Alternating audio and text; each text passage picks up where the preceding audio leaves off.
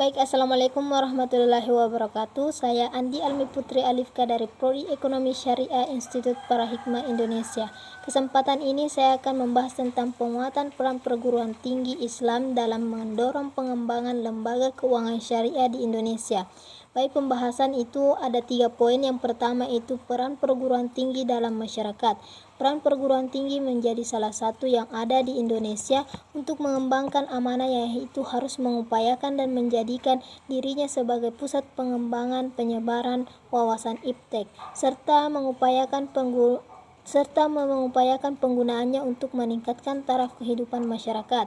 Proses perubahan sosial di masyarakat ini benar-benar terwujud dalam peran nyata, dan dalam perguruan tinggi harus ada 3 dharma, yaitu dharma pendidikan, dharma penelitian, dan dharma pengabdian masyarakat.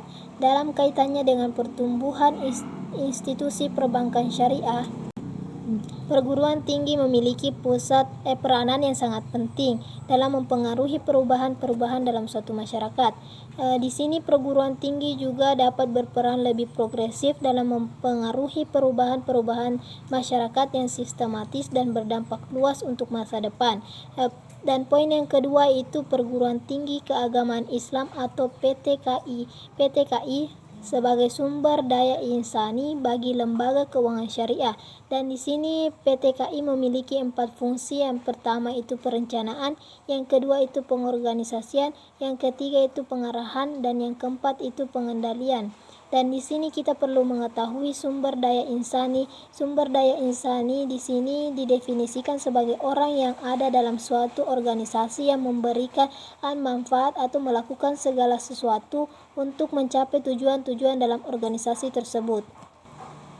Di poin yang kedua ini memiliki beberapa bentuk kualifikasi yang harus dimiliki oleh SDI institusi syariah, yaitu ada 9 poin. Diantaranya 1. Memahami nilai-nilai moral dalam aplikasi muamalah, dan yang kedua itu memahami konsep dan tujuan ekonomi syariah, dan yang ketiga itu memahami konsep dan aplikasi transaksi atau akad dalam muamalah syariah Indonesia, dan yang keempat itu mengenal dan memahami mekanisme kerja lembaga keuangan, ekonomi, perbankan, dan bisnis syariah. Dan yang kelima itu mengetahui dan memahami mekanisme kerja dan institusi terkait regulator, pengawasan, lembaga hukum, dan bisnis syariah.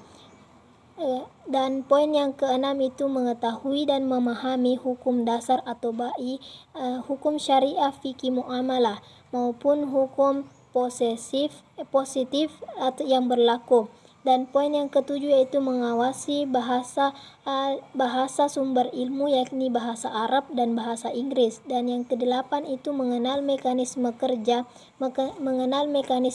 lembaga ekonomi, keuangan, dan perbankan konvensional.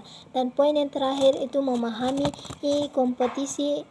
kompetisi perilaku. Dan poin yang terakhir itu PTKI sebagai pusat literasi atau inklusi produk keuangan syariah.